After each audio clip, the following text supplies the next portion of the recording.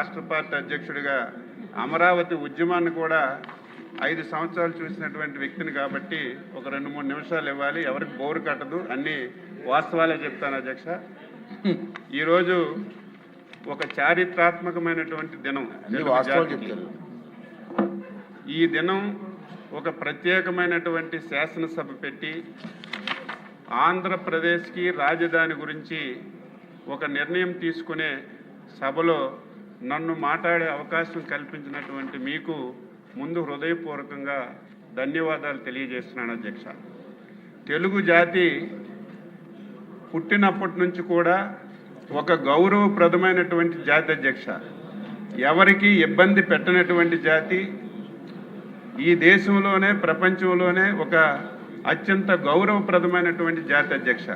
అయితే కోడి పిల్లలను మార్చుతున్నట్టుగా రాజధానుల విషయంలో మనకి మొదటి నుంచి కూడా మారుతూ వస్తున్న విషయాన్ని కూడా ఈ సందర్భంగా రాష్ట్ర ప్రజలకు తెలియజేస్తున్నాను. మొన్ననే మనం పొట్టి శ్రీరాములు గారి యొక్క శృతివనాన్ని నిర్మించుకొని ఆయన చేసినటువంటి త్యాగాలన్నీ కూడా గుర్తుపెట్టుకున్నాం. ఆ రోజు భాషా ప్రయుక్త రాష్ట్రాల గురించి ప్రాణాలు త్యాగం చేయటం వల్ల 53లో మేము పుట్టలేదు అధ్యక్ష. 71లో నేను పుట్టాను. 53లో ఏం జరిగింది కూడా తెలియదు.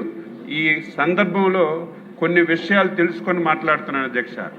53లో తెలుగు జాతికి రాజధాని ఉండాలని కర్నూలులో తీసుకొచ్చారు. ఆ లోపలికి నేను పోను. తర్వాత మళ్ళీ 56లో తెలంగాణతో కలిపి హైదరాబాద్ని రాజ్యం తీసుకొచ్చారు అధ్యక్ష. మళ్ళీ 2014 ఎలక్షన్ల ముందు మనకి ఇష్టం ఉన్నా ఇష్టం లేకపోయినా బలవంతంగా రాష్ట్రాన్ని విడదీసి ఏ విధంగా నష్టం చేశారో మనందరికి కూడా తెలుసు అధ్యక్ష. మనకి ఎన్ని ఇబ్బందులు వచ్చినా ఒకటైతే మంచి జరిగింది అధ్యక్ష. చంద్రబాబు నాయుడు లాంటి వ్యక్తి మన రాష్ట్రంలో పుట్టడం తెలుగు జాతి 5 కోట్ల మంది అదృష్టవంతులని చెప్పి నేను గర్వంగా సగర్వంగా చెప్పదలిచాను అధ్యక్ష. మనకి ఎన్నికల ముందు విభజన చేసిన తర్వాత ఆ రోజు రాజకీయ పరిస్థితులు మనందరికీ తెలిసినప్పటికీ కూడా తెలుగు జాతి 5 కోట్ల మంది ప్రజలు విచక్షణతో ఆలోచన చేసి చాలా నష్టపోయాం విభజనలో. ఈ నష్టాన్ని మళ్ళీ పూరించాలంటే, మళ్ళీ తెలుగు జాతి గౌరవంగా దేశంలో ప్రపంచంలో తలెత్తుకొని తిరగాలంటే చంద్రబాబు నాయుడు గారి వల్లే సాధ్యపడుతుందని చెప్పి ఆ ఎన్నికల్లో మనకి అధికారం ఇచ్చిన విషయాన్ని ఈ సందర్భంగా గుర్తు చేస్తున్నాను. దీనికి తోడు ఆ రోజు పవన్ కళ్యాణ్ గారు అధ్యక్ష నూతనంగా ఒక పార్టీ పెట్టారు. ఎన్నికల్లో పోటీ చేయకపోయినా చంద్రబాబు నాయుడు లాంటి వ్యక్తి రాష్ట్రానికి ఉంటే రాష్ట్రం బాగుపడుతుందని మనకి సపోర్ట్ కూడా చేశారు. ఆయనకు కూడా ఈ సందర్భంగా అభినందిస్తున్నాను అధ్యక్ష. అయితే మనం అధికారంలోకి వచ్చాం అధ్యక్ష. కొద్ది రోజులు హైదరాబాదులో అసెంబ్లీ నడుపుకున్నాం. ఆ రోజు కూడా నేను శాసనసభలో ఉన్నాను, మంత్రిగా ఉన్నాను. ఆ రోజు అనేక పరిణామాలు జరిగాయి, చాలామంది మాట్లాడారు. దాని జోలికి నేను పోవటం లేదు. ఆ రోజు ముఖ్యమంత్రి గారు అధ్యక్ష ప్రత్యేకంగా ఒక రోజు రాష్ట్ర రాజధాని, ఈ రాష్ట్రంలో ఉన్నటువంటి అన్ని ప్రాంతాల అభివృద్ధి జరగాలి, ఈ రాష్ట్రానికి ఒక క్లారిటీ క్లియర్గా ఇవ్వాలని 15 గంటల సేపు అధ్యక్ష ఒక్క విషయం మీదే శాసనసభ పెట్టి చర్చించిన విషయాన్ని నేను ఈ సందర్భంగా గుర్తు చేస్తున్నాను. ఆ రోజు క్లియర్గా ఆ రోజు టీవీల్లో మా అందరికీ చూపించారు అధ్యక్ష. ఈరోజు రాజధాని అనేది ఈ రాష్ట్రానికి ఒక వనరుగా ఉండాలి. రాజధానిలో ఆదాయ మార్గాలు రావాలి. వచ్చినటువంటి ఆదాయం రాష్ట్రంలో అన్ని జిల్లాలకి అభివృద్ధి చెందాలని ఒక ధ్యేయంతో ఆ రోజు ఒక నిర్ణయం తీసుకొని ఆయన చివరి వరకు చెప్పలేదు అధ్యక్ష. శ్రీకాకుళం నుంచి మొదలుపెట్టి చిత్తూరు వరకు రేపు ఈ రాష్ట్రంలో ఏ జిల్లాలో ఏ కార్యక్రమాలు చేస్తున్నాం, ఏ పరిశ్రమలు తీసుకొస్తున్నాం, ఏ ఇరిగేషన్ ప్రాజెక్టులు మా హయాంలో పూర్తి చేస్తామని జిల్లాకి ఒక ప్రణాళిక ఇచ్చారు అధ్యక్ష. ఈరోజు నేను గర్వపడుతున్నాను. ఆ రోజైతే చూస్తే నమ్మశక్యం కాలేదు. కొత్తగా రాష్ట్రం 16,000 కోట్ల అప్పులు ఇన్ని చేస్తామని చెప్తున్నారు. ఇది జరుగుతుందా జరగదని నాలాంటి వాడినే ఆలోచించాను అధ్యక్ష. కానీ ఆ రోజు హైదరాబాదు శాసనసభలో తీసుకున్నటువంటి ప్రతి నిర్ణయం కావాలంటే మీరు టీవీ చూపించండి. ఆ రోజు చంద్రబాబు నాయుడు గారు స్పీచ్ ఒకసారి వినిపించండి. ఆ రోజు ఏదైతే చెప్పారో ఈ రోజు అదే విధానంగా అన్ని జిల్లాలు కూడా అభివృద్ధి జరుగుతున్నాయి. నేను గర్వంగా తెలుగుదేశం పార్టీ సభ్యుడిగా ఈ శాసనసభలో చెప్పాను అధ్యక్ష. అయితే రాజధాని అన్ని ప్రాంతాలకి మధ్యలో ఉండాలని ఇక్కడ నిర్ణయం తీసుకున్నారు అధ్యక్ష. నిర్ణయం తీసుకొని తర్వాత అందరూ మాట్లాడారు. భూములు ఏ విధంగా తీసుకొచ్చారు, ఆ రోజు చట్టం ఏ విధంగా చేశారు, ఆ విధంగా చట్టం చేసి రాజధాని ఏ విధంగా అభివృద్ధి చేసి ముందుకు తీసుకెళ్లారు. మనం ఈ రోజు ఉన్నటువంటి సభ, శాసన మండలి, సచివాలయం ఏ విధంగా నిర్ణయించారు. ఎవరు ఆ సాహసం చేయరు అధ్యక్ష. 10 సంవత్సరాలు హైదరాబాద్లో ఉండడానికి అవకాశం ఉంది. ఇది ప్రతి ఒక్కరూ గుర్తుపెట్టుకోవాలి. హైదరాబాద్ వదిలి రావడానికి మాలాంటి వాళ్ళకు కూడా ఇష్టం లేదు.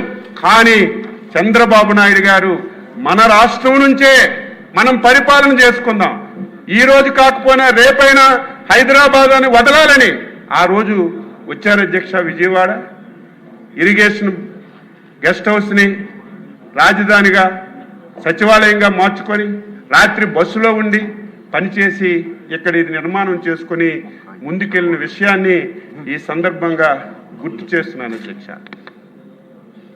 శరవేగంతో పనులు అవుతున్నాయి. కలలు కన్నటువంటి రాజధాని మన కళ్ళ ముందే మనం చూస్తామని చాలా సంతోషపడ్డాం. 2019లో ఎన్నికలు వచ్చాయి అధ్యక్ష. నేను ఆంధ్రప్రదేశ్ రాష్ట్ర ప్రజలు తప్పు చేశారని శాసనసభలో చెప్తున్నాను. ఇది నా వ్యక్తిగతం, పార్టీకి సంబంధం లేదు, ముఖ్యమంత్రి గారికి సంబంధం లేదు. నేను ఆంధ్రప్రదేశ్ పౌరుడిగా చెప్తున్నాను. 2019వ సంవత్సరంలో ఆంధ్రప్రదేశ్ ప్రజలు తప్పు చేశారు అధ్యక్ష. ఎందుకు ఈ మాట అంటున్నానంటే 2019వ సంవత్సరంలో మళ్ళీ తెలుగుదేశం పార్టీ అధికారంలోకి వస్తే మనకి బాధలుంటాయా? ఈరోజు మళ్ళీ తీర్మానం చేసుకునే అవసరం వస్తుందా? రాజధాని గురించి మళ్ళీ ఇన్ని ఇబ్బందులు పడే అవసరం వస్తుందని నేను అనుకుంటున్నాను అధ్యక్ష. అయితే ప్రజాస్వామ్య వ్యవస్థలో గెలుపు ఓటములు సహజం. ఓడిపోవచ్చు ప్రజల్ని ఓటు వేయకపోతే. అయితే నేను ఎందుకు బాధపడుతున్నాను అధ్యక్ష? నేను 6 సార్లు ఎమ్మెల్యేను, ఎంతోమంది ముఖ్యమంత్రులు చూశాను. గతంలో చంద్రబాబు నాయుడు గారు కూడా ముఖ్యమంత్రిగా చూశాను. కానీ 2014-19 ఆంధ్రప్రదేశ్ రాష్ట్రానికి ఒక స్వర్ణయుగం అధ్యక్ష. మీరు కూడా ఉన్నారు, లోకేష్ బాబు గారు పంచాయతీరాజ్ మినిస్టర్గా కూడా ఉన్నారు. ఈ 5 సంవత్సరాలు ఈ రాష్ట్రంలో జరిగినటువంటి అభివృద్ధి కానీ, ఈ రాష్ట్రంలో మనం అందించినటువంటి సంక్షేమం కానీ ఆంధ్రప్రదేశ్ చరిత్రలో ఎప్పుడూ చేయలేదు అధ్యక్ష. ఎంత చేసినా సరే ఎందుకు ఓడించారని బాధపడ్డాం, భయపడ్డాం. పోనీయాలు కానీ ఎవరో కొత్తగా ఆకాశం నుంచి దిగొచ్చి ఒక రాజకీయ పార్టీ పెట్టి నేను అది చేస్తాను ఇది చేస్తానని నమ్మిస్తే ప్రజలు ఓట్లేసారంటే నేను హర్షిస్తాను అధ్యక్ష. ప్రజాస్వామ్యంలో అది సహజం. కానీ తండ్రి అధికారాన్ని అడ్డం పెట్టుకొని 1,00,000 కోట్లు దోచుకొని 16 సంవత్సరాలు జైల్లో ఉన్నటువంటి ఒక దొంగకు ఓటేశారే, అది నాకు బాధ, ఆవేదన కలుగుతుంది అధ్యక్ష. కానీ ప్రజాస్వామ్యంలో ఓటేశారు, అధికారాన్ని ఇచ్చారు, ముఖ్యమంత్రిగా బాధ్యతలు స్వీకరించారు. ఏం చేయాలి? ఈరోజు ప్రభుత్వం అంటే ఒకళ్ళ ఆస్తి, ఒకళ్ళ సొంతమా? కంటిన్యూషన్ ప్రాజెక్ట్ అధ్యక్ష. ఈరోజు జగన్మోహన్ రెడ్డి ఏదైనా చేస్తే అది మంచి ఉందంటే మనం కొనసాగించాం, ప్రజలకు ఉపయోగపడుతుందంటే దాన్ని మనం పూర్తి చేసి ప్రజలకు అంకితం చేశాం. కానీ దుర్మార్గుడు ఈ మాట అనకూడదు, కానీ అనక తప్పడం లేదు అధ్యక్ష. కష్టాల్లో బాధల్లో రైతులు 34,000 ఎకరాలు ఇచ్చి మా బతుకులు బాగుంటాయి, ఆంధ్ర రాష్ట్రానికి ఒక రాజధాని ఇస్తాం. దేశంలో అనేక నగరానికి రాజధానులు ఉన్నాయి అధ్యక్ష. హైదరాబాద్ ఉంది తెలంగాణకి, బెంగళూరు ఉంది కర్ణాటకకి, చెన్నైకి మద్రాసు ఉంది, ముంబై ఉంది, పెద్ద పెద్ద రాజధానులు ఉన్నాయి అధ్యక్ష. మనం ఏం తప్పు చేశాం? హైదరాబాద్ పోయిందని అర్థం కాదు, దానికి మించిన రాజధాని నిర్మించుకోవాలి, భావి తరాలకి మంచి చేయాలని ఒక శిల్పిలాగా కష్టపడి పనిచేస్తే దుర్మార్గుడు వచ్చి ఈ రాష్ట్రాన్ని ఏ విధంగా నాశనం చేశాడో చెప్పవలసిన అవసరం లేదు అధ్యక్ష. నాకు బాగా గుర్తు అధ్యక్ష, డిసెంబర్ 17 అందరూ వాళ్ళే, మేము 22 మందిని గెలిచాం. అందులో ఒకలో ఇద్దరు రాకపోతే 16-17 మంది రోజు వచ్చేవారు. ఆ రోజు షార్ట్ డిస్కషన్ పెట్టారు అధ్యక్ష, అమరావతి రాజధాని మీద షార్ట్ డిస్కషన్ పెట్టారు. మొత్తం 151 మందితో మాట్లాడించారు. ఒక్కడు కూడా మంచి మాట్లాడలేదు. చంద్రబాబు నాయుడు గారిని, తెలుగుదేశం పార్టీని, మా శాసనసభ్యుల్ని తిట్టడం తప్ప, ఏదో అవినీతి చేశారు, దోచుకున్నారు అని మాట్లాడారు తప్ప ఈ విధంగా దీన్ని ముందుకు తీసుకెళ్దామని ఒక్క మాట కూడా మాట్లాడలేదు.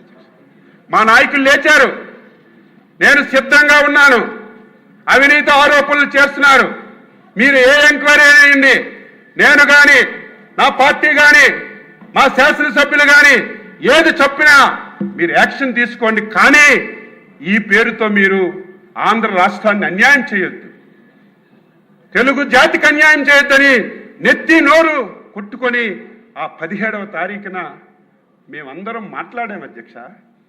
మమ్మల్ని బలవంతంగా చంద్రబాబు నాయుడు గారితో సహా డిసెంబర్ 17న మమ్మల్ని సస్పెండ్ చేసి బయటికి పంపించారు అధ్యక్ష.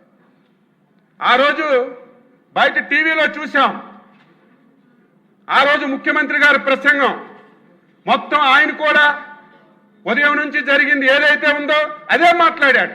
పోనీ ఏదో మాట్లాడుతున్నాడు కదా అనుకుంటే చివరికి ఒక మాట అన్నాడు అధ్యక్ష, ఈ రాష్ట్రానికి రేపు భవిష్యత్తులో 3 రాజధానులు ఉంటే తప్పేంటని. ఏదో సౌత్ ఆఫ్రికా, నాకు ఆ దేశం గుర్తులేదు కానీ ఒక దేశం పేరు చెప్పి అక్కడ 3 రాజధానులు ఉన్నాయి కదా, ఇక్కడ పెడితే తప్పేంటి అనుకున్నాను. ఆ రోజు ప్రసంగించారు, నేను టీవీల్లో చూశాను. ఇదేదో అనుభవం లేనివాడు, ఇదేదో ఎమోషన్తో మాట్లాడాడు అని చెప్పి నేను అనుకున్నాను. ఆ మాట నేను అనడానికి నాకు ఇష్టం లేదు అధ్యక్ష. కానీ ఇది రాజ్యాంగంలో జరుగుతుందా? ఇది అమలు చేయడం అంత సాధ్యమా? ఎందుకు ఈ మాటలు మాట్లాడాడని ఆ రోజు చాలా ఆందోళన చెందాం అధ్యక్ష. ఆందోళన చెంది ఆ రోజు తెల్లవారిసరికి బాబు గారి దగ్గరికి వెళ్తే ప్రెస్ మీట్ పెట్టి మొత్తం చెప్పాము. ఆ రోజు ఈ వివాదానికి తెరలేపాడు అధ్యక్ష. రోజు రోజుకి పరిణామాలు చూస్తుంటే బాధ కలిగింది, ఆవేదన కలిగింది. ఇదేదో పిచ్చోడు మాటలు అనుకున్నాం, కానీ ఈయనకు అవగాహన లేదు. కనీసం ఈయనకు అవగాహన లేకపోయినా ఆయన దగ్గర ఉన్నటువంటి సీనియర్ మంత్రులకు లేదా, సీనియర్ ఆఫీసులకు లేదా, ఒక మాటైనా చెప్పలేరా? ఇది సాధ్యం కాదు, కాదు కాదు, ఇది ఒక్క రాష్ట్రమే కాదు, దేశంలో అన్ని రాష్ట్రాల మీద ఈ ప్రభావం పడుతుందని ఒక్కడు కూడా చెప్పకపోతే ఆయన చెప్పిన దానికే తానా తందానంటూ ముందుకెళ్లారు అధ్యక్ష. అధ్యక్ష, జనవరి 20 అధ్యక్ష శాసనసభలో బిల్లు పెట్టారు. ఆ రోజు కూడా మీలాగా మేము భయపడలేదు, పారిపోలేదు. తెలుగు జాతి గురించి, 5 కోట్ల మంది ప్రజల గురించి సంఖ్యాబలంతో సంబంధం లేదు. ఆ రోజు చంద్రబాబు నాయుడు గారు, మేమందరం అన్నాం, 20 మందినే ఉన్నామండి, చాలా అవమానాలు పడుతున్నాం, మా దగ్గరకు వచ్చి బండ బూతులు తిడుతున్నారు, మా పర్సనాలిటీల మీద మాట్లాడుతున్నారు, మేము సభకి వెళ్ళమంటే తప్పది. మనకు ప్రజలు ప్రతిపక్ష హోదా ఇచ్చారు, ఎంతమంది ఉన్నామని కాదు, చివరి నిమిషం వరకు పోరాడదామంటే మేము పోరాడాం అధ్యక్ష. ఆ వేళ 20వ తారీఖు అధ్యక్ష 3 రాజధానుల బిల్లు,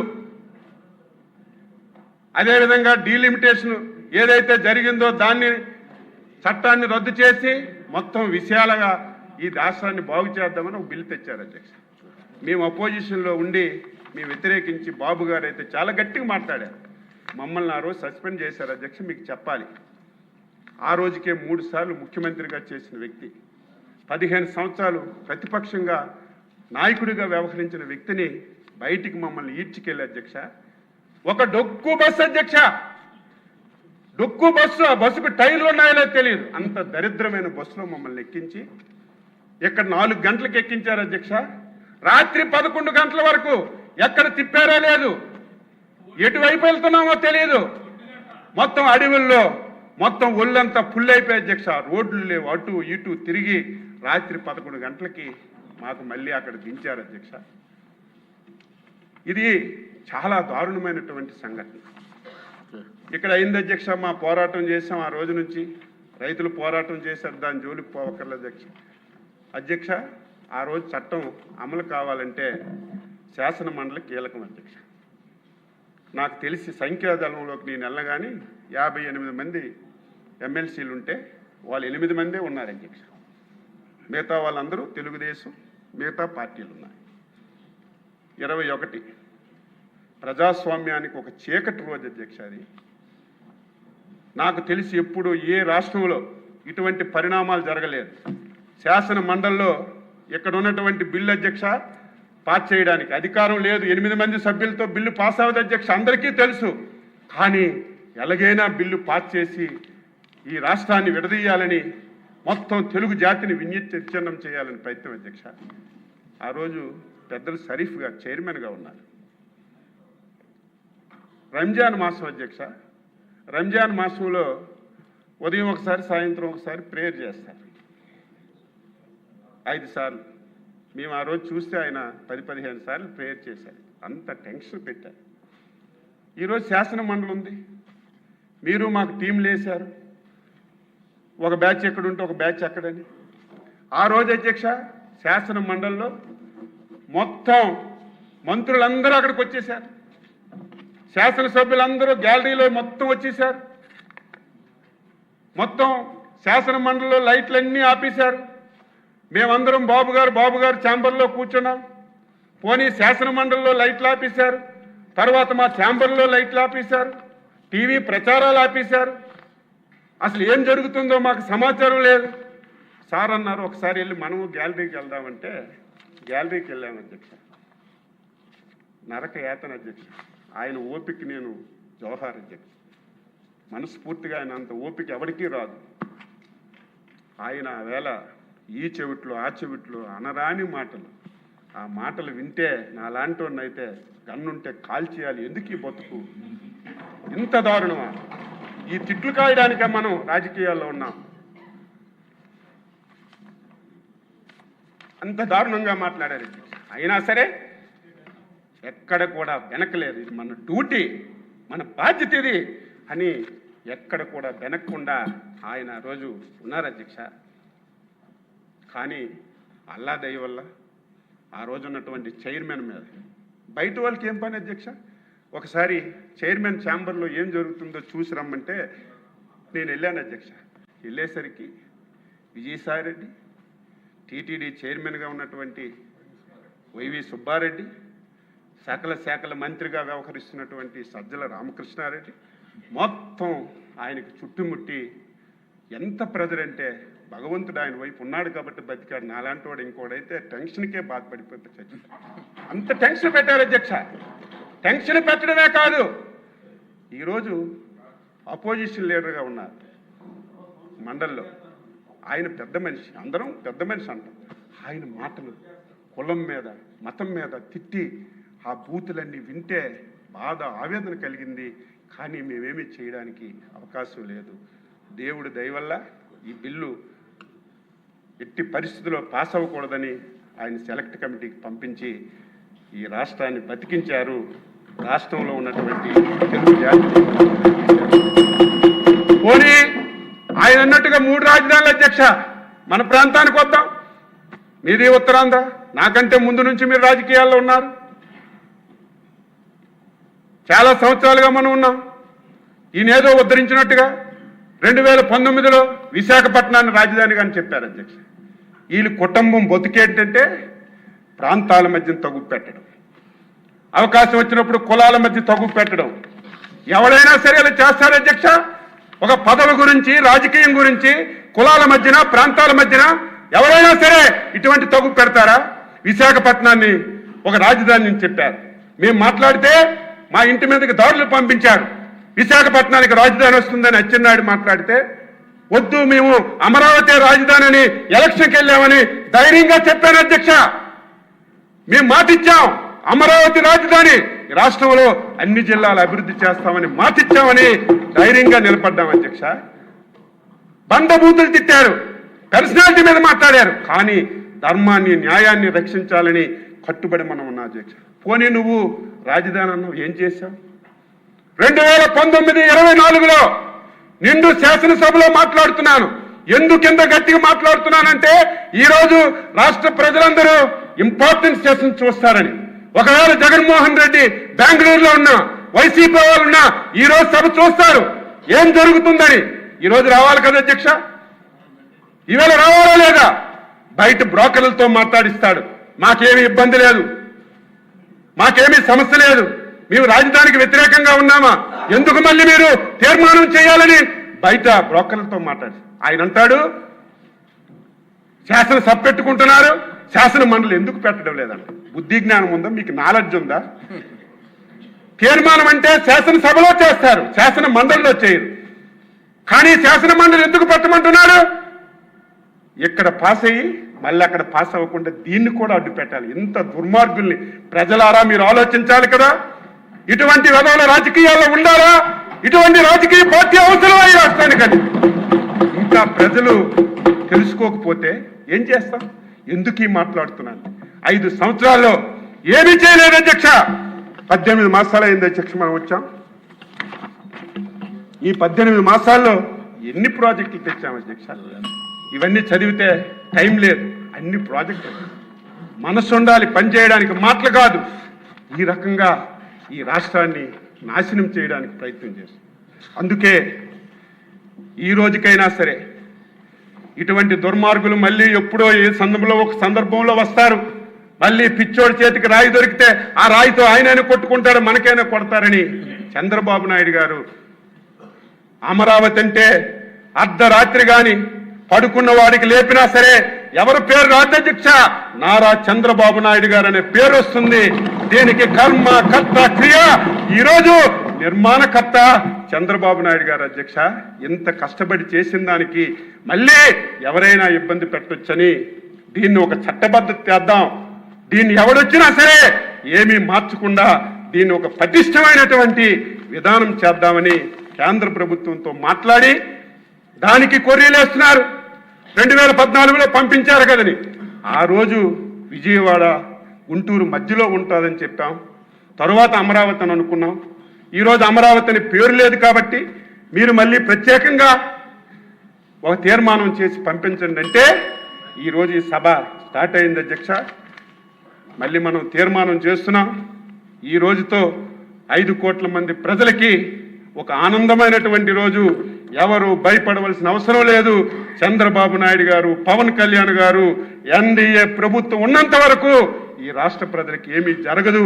అయితే 2019లో మీరు తప్పు చేసి ఈ రాష్ట్రాన్ని ఇదేదో మాకు అధికారం గురించో లేకపోతే మాకు పదవుల గురించో నేను మాట్లాడడం లేదు. 4 సార్లు ముఖ్యమంత్రిగా చేశారు. 50 సంవత్సరాల రాజకీయాల్లో పదవులు చేయడం కాదు, 5 కోట్ల మంది తెలుగు ప్రజలు దేశంలో ప్రపంచంలో ఎక్కడున్నా నాలికి చివర ఉన్నటువంటి ఏకైక వ్యక్తి నారా చంద్రబాబు నాయుడు గారు. ఆయనకు పదవులు అక్కర్లేదు. ఆయన ఆతృత, ఆయన తాపత్రయం ఈ రాష్ట్రాన్ని బాగు చేయాలి, భవిష్యత్ తరాలకు బాగు చేయాలి. తెలుగు కమ్యూనిటీ ఈ దేశంలో ప్రపంచంలో అత్యున్నత కమ్యూనిటీగా ఉండాలని ఒక తపనతో పనిచేస్తున్నారు. మళ్ళీ రేపు ఎన్నికలు వచ్చినప్పుడు ఆంధ్రప్రదేశ్ ప్రజలారా నిండు సభలో చేతులు జోడించి మాట్లాడుతున్నాను, మొక్కుతున్నాను. వైకుంఠపాలి ఆట ఆడొద్దు. మీరు వైకుంఠపాలి ఆడాడి ఏదో వచ్చారని ఏదో ఇస్తారని ప్రలోభాలకు లొంగి మళ్ళీ తప్పు చేస్తే ఈ రాష్ట్రాన్ని ఎవ్వడు బాగు చేయలేడు. ఇది ప్రజలందరూ నేను చెప్పానని కాదు, విజ్ఞతతో ఆలోచించండి. మీ గురించి, మీ భవిష్యత్తు గురించి పనిచేస్తున్నటువంటి చంద్రబాబు నాయుడు గారిని, పవన్ కళ్యాణ్ని, ఎన్డీఏ ప్రభుత్వాన్ని నిండు మనసుతో ఆశీర్వదించండి అని చెప్పి కోరుతూ ఈరోజు ముఖ్యమంత్రి గారు ప్రవేశపెట్టినటువంటి